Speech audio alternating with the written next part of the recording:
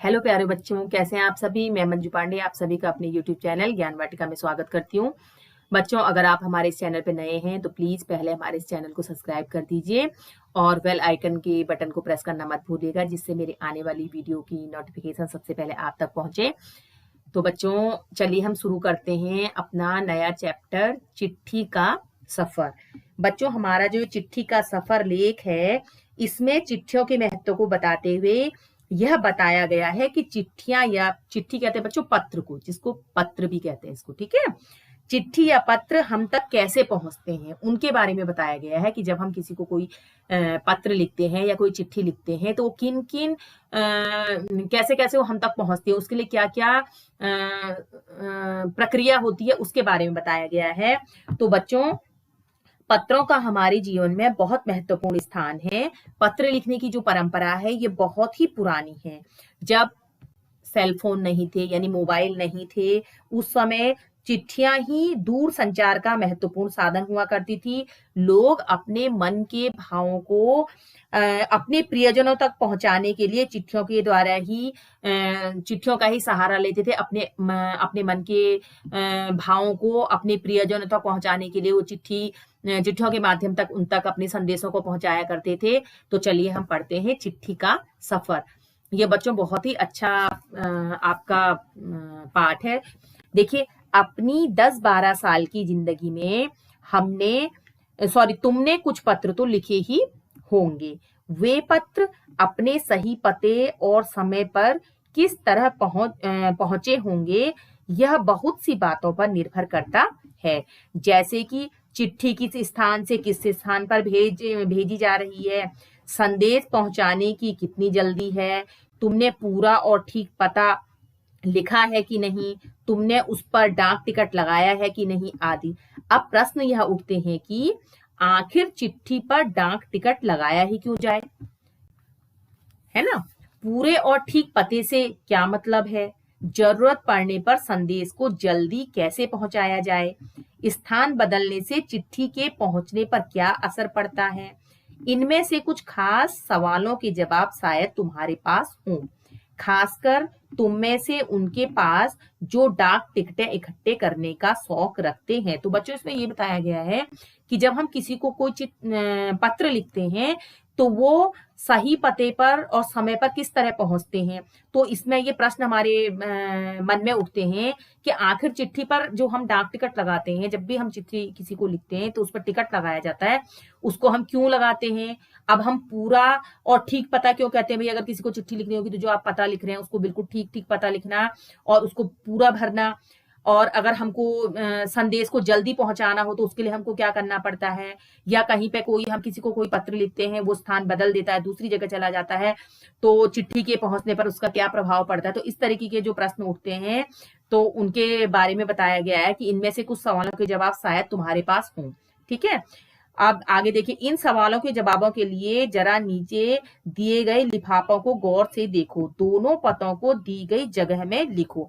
अब देखिए, एक में लिखा है महात्मा गांधी जहां हो वहां, है ना, और एक में लिखा गया है श्रीमान निदेशक महोदय, राष्ट्रीय शैक्षणिक अनुसंधान एवं प्रशिक्षण परिषद, अरविंद मार्ग,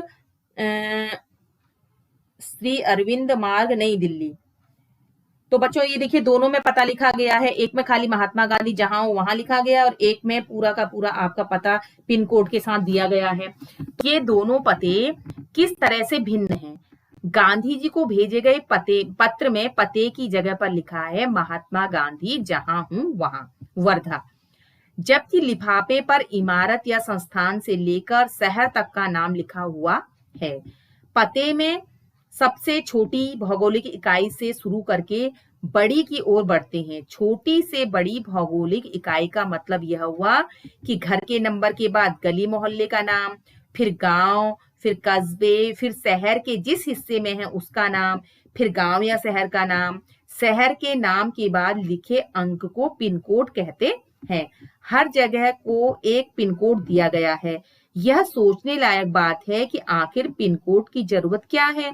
तो बच्चों, हमारे देश में अनेक ऐसे कस्बे, गांव, शहर हैं जिनके नाम एक जैसे हैं, पते के बाद पिन कोड लिखने से गंतव्य स्थान का पता लगाने में डाक छांटने वाले कर्मचारियों को मदद मिलती है और पत्र जल्दी बांटे जा सकते हैं।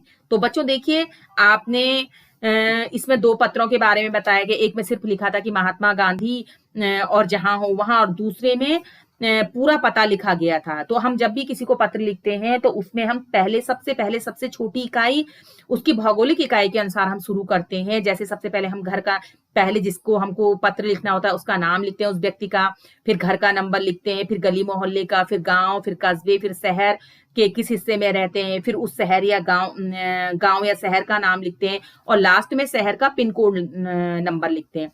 अब बच्चों, पिन कोड का मतलब होता है, वो मैं आपको आगे बताऊंगी। पिन कोड इसलिए दिया गया है नंबर, क्योंकि कई दफे क्या होता है कि एक ही नाम के हमारे देश में अनेक कस्बे हैं, शहर हैं, गांव हैं। तो जब हम इनको पिन कोड दे देते हैं, जब इनको पिन कोड मिल जाता है तो पिन कोड सब जगह का अलग अलग होता है। तो उससे पता चल जाता है, जब डाक कर्मचारी जब इनको छांटते हैं, पत्रों को छांटते हैं, तो उनको पता चल जाता है कि अलग अलग पिन कोड है, तो ये अलग अलग जगह है। क्योंकि नाम एक जैसे हो सकते हैं लेकिन पिन कोड सबके अलग अलग होते हैं। अब देखिए, पिन कोड की शुरुआत 15 अगस्त सन 1972 को डाक तार विभाग के पोस्टल नंबर योजना के नाम से की। जाहिर है कि गांधी जी को मिले इस पत्र पर और उन्हें मिले किसी भी पत्र पर पिन कोड का इस्तेमाल नहीं किया गया था। अब बच्चों देखिए, पिन शब्द पोस्टल इंडेक्स नंबर, इसका आपका शॉर्ट फॉर्म होता है पिन, पी पोस्टल का पी, इंडेक्स का आई और नंबर का एन, इससे बनता है पिन। इसकी फुल फॉर्म है पोस्टल इंडेक्स नंबर का छोटा रूप ही है। किसी भी जगह का पिन कोड बच्चों 6 अंकों का होता है। हर अंक का एक खास स्थानीय अर्थ है। उदाहरण के लिए NCERT को भेजे गए लिफाफे पर लिखा अंक है 110016, यानी 110016। इसमें पहले स्थान पर दिया गया अंक यह बताता है कि यह पिन कोड दिल्ली, हरियाणा, हिमाचल प्रदेश, पंजाब या जम्मू कश्मीर का है। पहले दो अंक यानी 10 यह तय करते हैं कि यह दिल्ली राष्ट्रीय राजधानी क्षेत्र के उपक्षेत्र दिल्ली का कोड है। अगले 3 अंक यानी 016 दिल्ली उपक्षेत्र के ऐसे डाकघर का कोड है जहां से डाक बांटी जाती है। अब तुम्हारा स्कूल जहां पर है उस इलाके का पिन कोड पता करो। अपने घर के इलाके का पिन कोड नंबर भी पता करो। पिन कोड की जानकारी डाकघर से प्राप्त की जा सकती है। डाकघरों में टेलीफोन डायरेक्टरी की तरह पिन कोड डायरेक्टरी भी मिलती है। तुम्हारे इलाके का पिन कोड तो तुम्हारे मोहल्ले में लगे लेटर बॉक्स पर भी लिखा होगा। प्रमुख जगह शहरों के पिन कोड नंबर तुम्हें कहाँ कहाँ मिल सकते हैं। तो बच्चों, इसमें आपको बताया कि पिन कोड किसे कहते हैं, पोस्टल इंडेक्स नंबर को पिन कोड कहते हैं, और यह हर जगह का पिन कोड नंबर अलग अलग होता है। आप अपने स्कूल का, अपने घर का आपको पिन कोड नंबर मालूम होना जरूरी है। आप जहां भी जिस इलाके में रहते हैं उसका आप पिन कोड नंबर मालूम कीजिए। फर्क सिर्फ पिन कोड का ही नहीं है, समय के साथ डाक सेवाओं में निरंतर बदलाव और विकास होता रहा है। बहुत पुराने समय में कबूतरों के द्वारा संदेश भेजे जाते थे। जब संदेश वाहक कबूतरों की बात हो रही है तो उन इंसानों की बात कैसे ना हो जो ऐसे समय से डाक पहुंचाने का काम करते रहे जब संचार और परिवहन के साधन बेहद सीमित थे।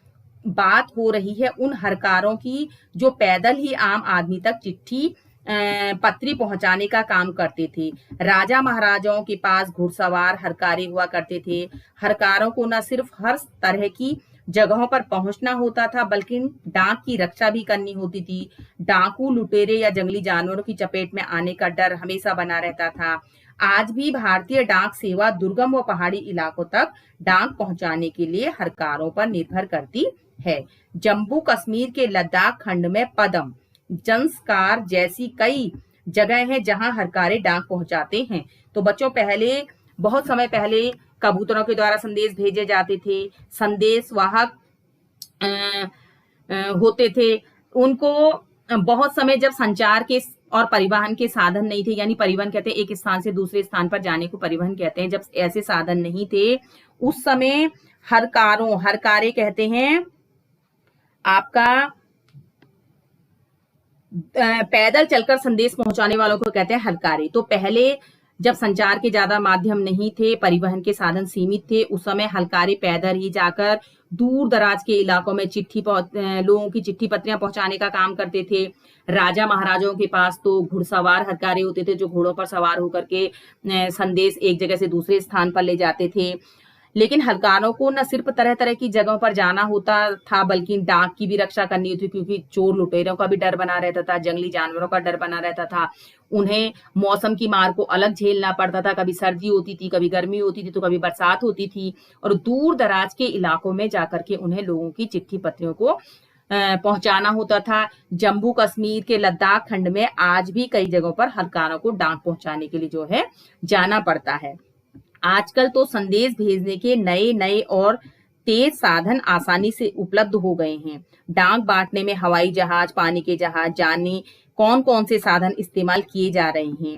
डाक विभाग भी पत्र, मनी ऑर्डर के साथ साथ ईमेल, बधाई कार्ड आदि लोगों तक पहुंचा रहा है। कबूतरों की उड़ान से लेकर हवाई डाक सेवाओं तक का सफर दिलचस्प करने वाला है। तो बच्चों, आजकल तो संदेश भेजने के नए नए साधन हो गए हैं और बहुत ही जल्दी एक स्थान से दूसरे स्थान पर संदेश पहुंच जाते हैं, और कहीं हवाई जहाज से तो कहीं पानी के जहाज से, जाने कौन कौन से साधन इस्तेमाल किए जा रहे हैं। डाक विभाग भी पत्र, मनी ऑर्डर आदि, ईमेल, बधाई कार्ड लोगों तक पहुंचा रहा है। यह सोचकर आश्चर्य होता है कि कबूतर जैसा पक्षी संदेश वाहक भी हो सकता है। कबूतर की कई प्रजातियां होती हैं और ये सभी संदेश लाने ले जाने का काम नहीं कर सकती। गिरहबाज या हुमर वह प्रजाति है जिसे प्रशिक्षित करके डाक संदेश भेजने के काम में लाया जाता है। आखिर कबूतर अपना रास्ता ढूंढ कैसे लेता है? उन प्रवासी पक्षियों के बारे में सोचो और पता करो कि वे कैसे सैकड़ों मील का रास्ता और सही जगह तय कर लेते हैं। तो बच्चों, कबूतर की तो कई प्रजातियां होती हैं, लेकिन उसमें से कुछ विशेष प्रजातियां ही हैं, जैसे गिरहबाज या हुमर वह प्रजाति है जिसे प्रशिक्षित किया जाता है डाक संदेशों को भेजने के काम के लिए। अब देखिए, आपका आता है उड़ीसा पुलिस खास तौर पर हुमर कबूतरों का इस्तेमाल राज्य के कई दुर्गम इलाकों में संदेश पहुंचाने के लिए कर रही है। कानून व्यवस्था संकट और अन्य मौकों पर संदेश के लिए ये कबूतर बहुत ही उपयोगी साबित हुए। कबूतरों की संदेश सेवा बहुत सस्ती है और उन पर खास खर्च नहीं आता है। इन कबूतरों का जीवन 15 से 20 साल का होता है और 8 या 10 साल तक वे बहुत अच्छा काम करते हैं। स्वस्थ कबूतर एक दिन में 1000 किलोमीटर तक का सफर तय कर सकता है। यदि कोई महत्वपूर्ण संदेश पहुंचाना हो तो 2 कबूतरों को भेजा जाता है ताकि बाज के हमले जैसी अनहोनी स्थिति में भी दूसरा कबूतर संदेश पहुंचा दे। तो बच्चों देखिए, जो उड़ीसा पुलिस है वो हुमर नाम के प्रजाति के जो कबूतर हैं उनका इस्तेमाल राज्य के कई दुर्गम इलाकों में संदेश पहुंचाने के लिए कर रही है, और इन कबूतरों का जीवन काल 15 से 20 साल का होता है। 8-10 साल तक ये बहुत अच्छा काम करते हैं, और एक स्वस्थ कबूतर जो है वो कम से कम 1000 किलोमीटर तक का सफर तय कर सकता है। शायद यह पढ़कर तुम एक ऐसे कबूतर की कहानी पढ़ना चाहो जो दूसरे विश्व युद्ध में संदेश पहुंचाता था। इस कबूतर की कहानी नेशनल बुक ट्रस्ट से अंग्रेजी में छपी एक किताब में दी गई है। किताब का नाम है ग्रे नेक, जो कि इस किताब के हीरो का भी नाम है। अगर तुम हिंदी में पढ़ना चाहो तो क्यों ना नेशनल बुक ट्रस्ट को पत्र लिखो और वे इस किताब को हिंदी में भी छापे। यह रहा उनका पता: नेहरू भवन, 5 इंडस्ट्री इंस्टीट्यूशनल एरिया, फेज 11, बसंत कुंज, नई दिल्ली 110070। तो बच्चों, इसमें एक ऐसे कबूतर के बारे में बताया गया है। अगर आप उस कबूतर की कहानी पढ़ना चाहो जिसने दूसरे विश्व युद्ध में संदेश पहुंचाया था, तो उस कबूतर की कहानी आप नेशनल बुक ट्रस्ट से अंग्रेजी में छपी एक किताब में दी गई है, जिस किताब का नाम है ग्रे नेक। तो अगर आप उसको पढ़ना चाहें तो इसमें एड्रेस दिया गया है कि वहां से आप कह सकते हैं कि आप इस बुक को हिंदी में भी छाप दीजिए। अब बच्चों हमने अभी इस पाठ की रीडिंग करी, आपकी चिट्ठी का सफर। अब हम करेंगे इसके प्रश्न और उत्तर यानी अभ्यास कार्य। गांधी जी को सिर्फ उनके नाम और देश के नाम के सहारे पत्र कैसे पहुंच गया होगा? जैसे औरों में आपने देखा कि पिन कोड नंबर लिखा होता है, लेकिन इसमें गांधी जी के पत्र में कुछ नहीं लिखा था, ना कुछ पता था, कुछ नहीं था, सिर्फ महात्मा गांधी लिखा हुआ था। तो कैसे पहुंचा होगा? तो बच्चों इसका आंसर है, गांधी जी भारत में ही नहीं विदेशों में भी प्रसिद्ध व्यक्ति थे। उनके बारे में सभी को पता होता था कि वे किस समय में किस स्थान पर रहते हैं। इस कारण उनको सिर्फ उनके नाम और देश के नाम के सहारे पत्र पहुंच गया होगा। जैसे कोई प्रसिद्ध व्यक्ति जो भी होते हैं उनके बारे में हर किसी को सूचना होती है, तो ऐसे महात्मा गांधी को भी सब जानते थे, क्योंकि उनके नाम के सिर्फ महात्मा गांधी सिर्फ एक ही व्यक्ति थे ना, और तो बहुत सारे थे नहीं, तो इसलिए उनको सब जानते थे, वो प्रसिद्ध व्यक्ति थे, तो उन तक सिर्फ एक उनके नाम से पत्र पहुंच गया होगा।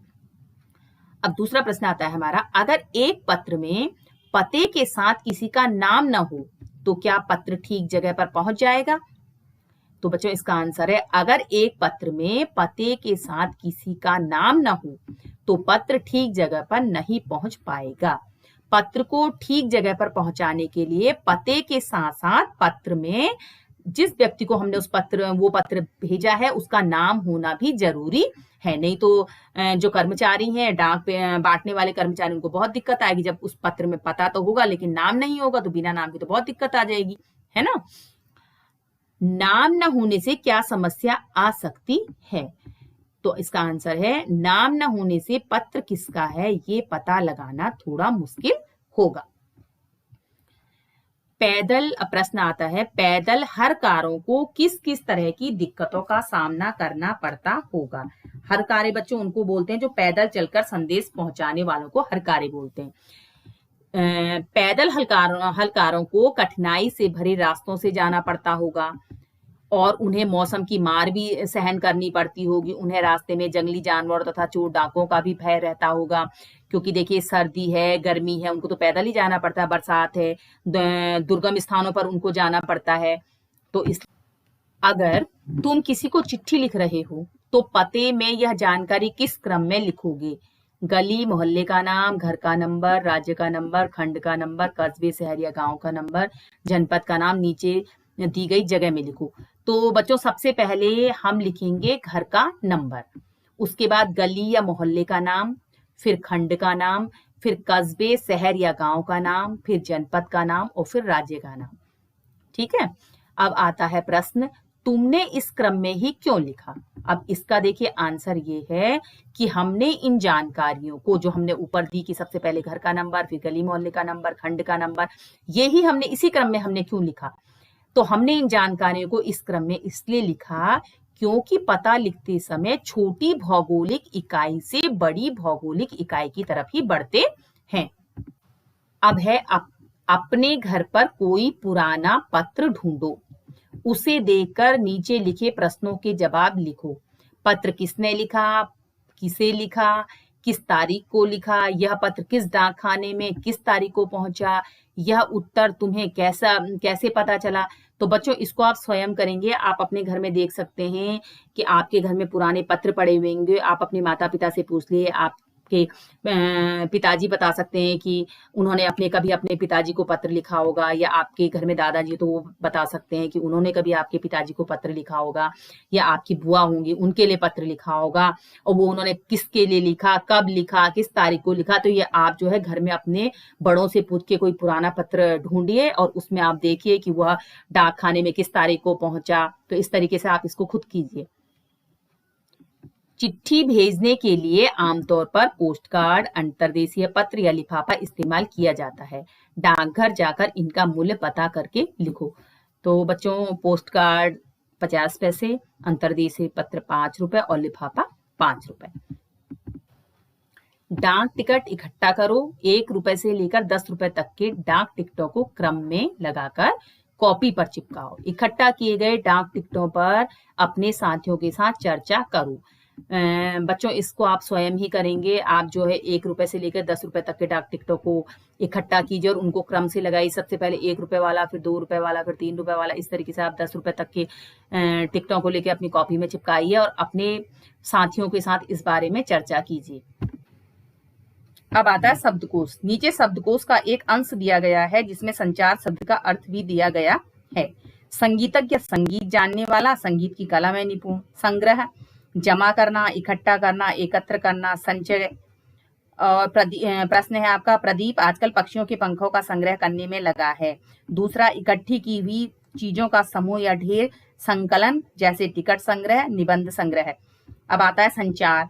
किसी संदेश को दूर तक या बहुत से लोगों तक पहुंचाने की क्रिया या प्रणाली। कम्युनिकेशन, उत्तर टेलीफोन, टेलीविजन, सैटेलाइट आदि संचार के माध्यमों से दुनिया आज छोटी हो गई है। किसी चीज का प्रवाह, चलना, फैलाना, जैसे शरीर में रक्त का संचार, विद्युत का संचार। तो इसमें है बच्चों, अब इसमें बच्चों ये जो ऊपर शब्दकोश दिया गया था इसमें है कि बताओ कि कौन सा अर्थ पाठ के संदर्भ में ठीक है।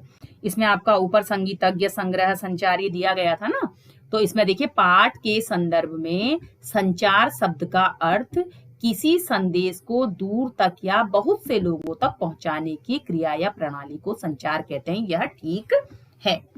अब दूसरा है आपका, इस पन्ने को ध्यान से देखो और बताओ कि शब्दकोश में दिए गए शब्दों के साथ क्या क्या जानकारी दी गई होती है।